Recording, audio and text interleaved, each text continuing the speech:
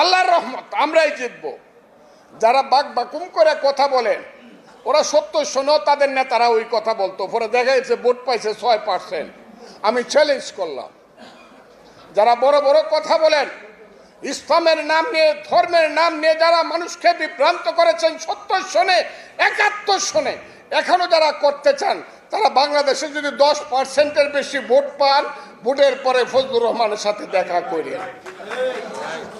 বড় বড় কথা বলেন, 20টা সিট একা একা পায়ে দেখেন তো দেখি। 3বার একা ইলেকশন করছেন, একবার একটা, একবার 3টা। এই তো শক্তি। হ্যাঁ, বিএনপির নামে দুর্নাম করাতে পারবেন। বিএনপি খুব লুটপাট করতেছে, বিএনপি এই দেশ শেষ করতেছে চাঁদাবাজি করিয়া।